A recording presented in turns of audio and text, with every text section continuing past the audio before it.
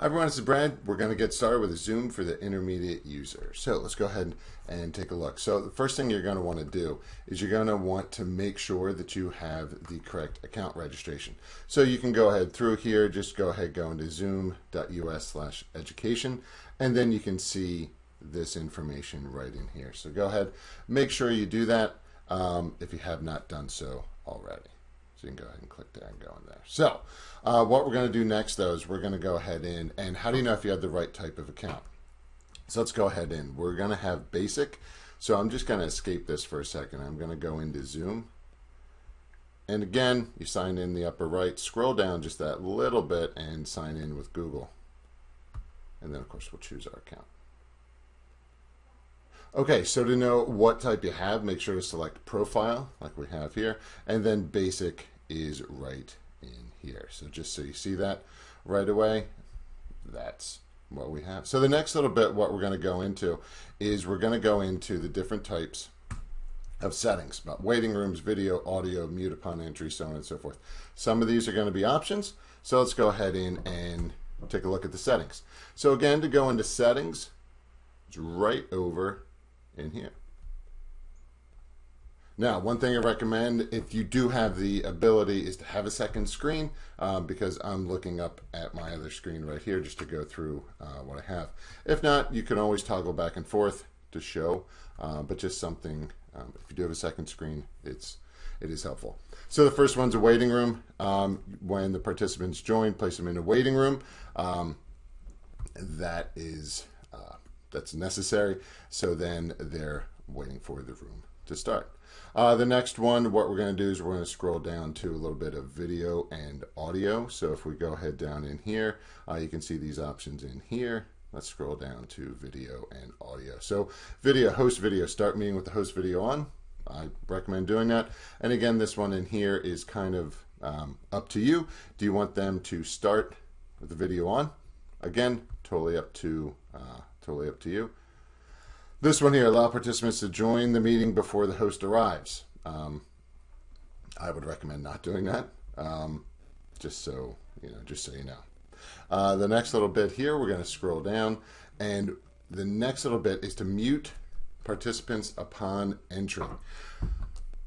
Again, up to you. They can always unmute themselves, but it's kind of nice when people come in. It's quieter and a little bit easier to do that. If we scroll down a little bit more, we're going to go through some of the in-meeting basics. And you can see over in here, if you just select here, it's going to take you to this. So that's a quicker way to get there. Now you have the chat. Do you want to allow participants to send a message? Sometimes it's helpful. The private chat, though, and just so you know, just found this out a little while ago, a private chat, even if it's private, it still would be sent to the particular, to the host, so they could see all the private chats that were going on. So it's up to you. I'm going to toggle that off, just so you know. If we go down a little bit more, sound notifications, that's kind of like a doorbell, if you will. Do you want to play this sound when someone joins or leaves for everyone? Oh, we had a nice sound right there.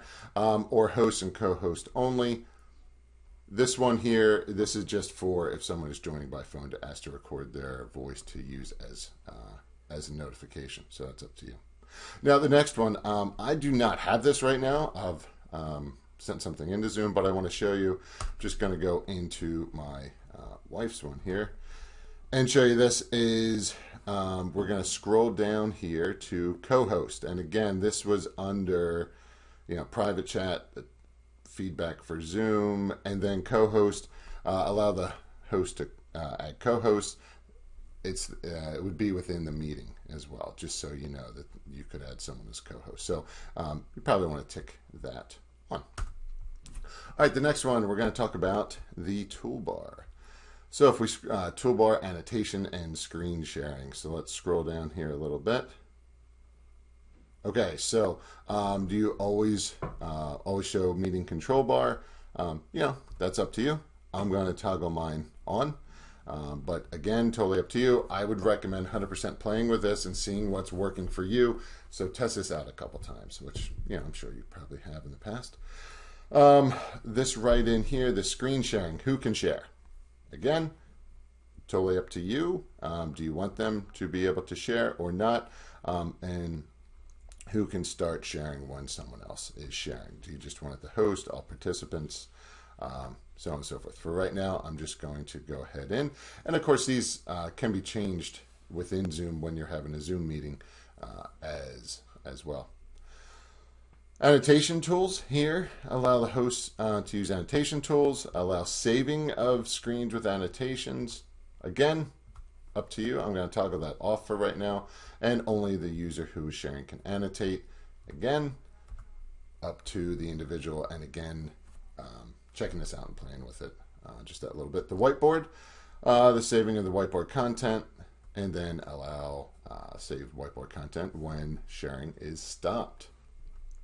Reactions down in here, there's little thumbs up, things like that. Nice thing to add on there. But again, up to you for that. To rename themselves. I'm not going to do that, but that is, again, up to you. Yeah, whatever it may be. You know your class, or you'll know your class. And then the one, breakout rooms. Now, breakout rooms, I'm going to share a video here in just a little bit to show you what breakout rooms will specifically look like. So that's going through there. You can see down in here, there's closed captioning. Allow the host to use closed captions or to host captions. Again, up to you. Allow the use of videos for virtual backgrounds. If you want that, you can have that on. Again, some of these are just settings to go ahead through. So you can go ahead and obviously see all of these possibilities if you'd like to. Now, in the next one, what we're going to do, let's go ahead through and for setting up specific meetings. So if you want to schedule a meeting, so let's go ahead back up to the very top and let's just go into Zoom regularly.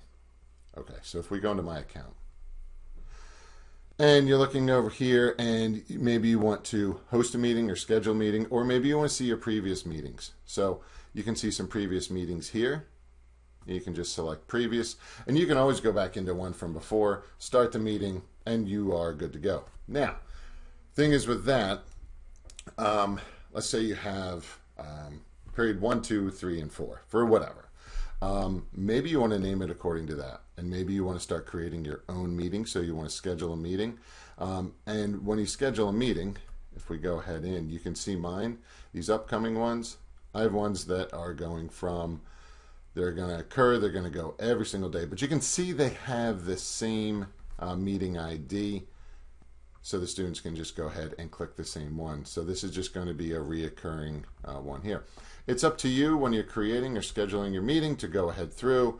Let's just name this, sample, and then your description. And then of course you can go ahead in. When do you want it to start? How long is it going to be? Here's your personal ID. Do you want it to generate automatically? The passcode.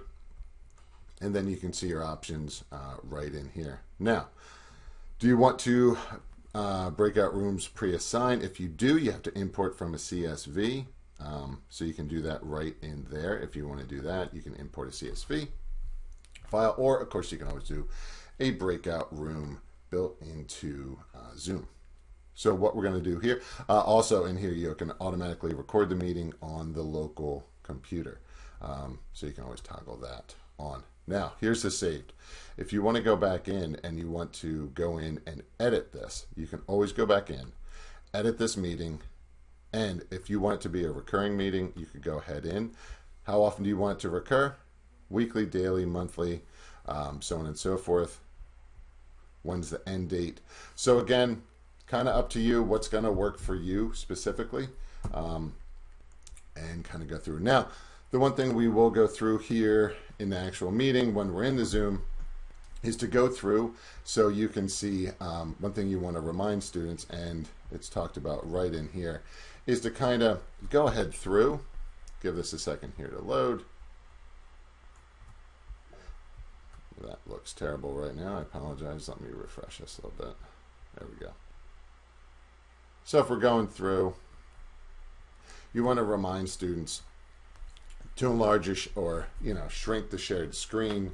You want to show them exactly like gallery view, speaker view, click things in the upper right so they can see what's going on, and then to allow them to move the boxes. So you could do that right now.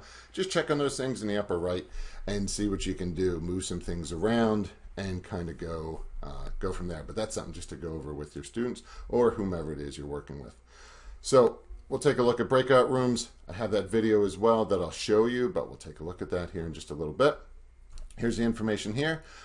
Zoom hosts, as it states, can locally share their specific meeting, and you can see that information there as well. And that should be what we've gone over so far. Of course, we'll go through it, and if you do have any questions, try them out first. Zoom does have, if you look in and when you first join or when you first log on, you can see here there are some resources. So if you just go ahead and select those, what you could do is scroll down. Here are some definite resources to look through. If you click up here, you could always drag this down or bookmark it and just edit this and say Zoom resources. Of course, you can always put in a ticket as well. servicedesk@methacton.org, and reach out to Chris, Layla, and myself. So again, thanks for watching. Take care. Bye-bye.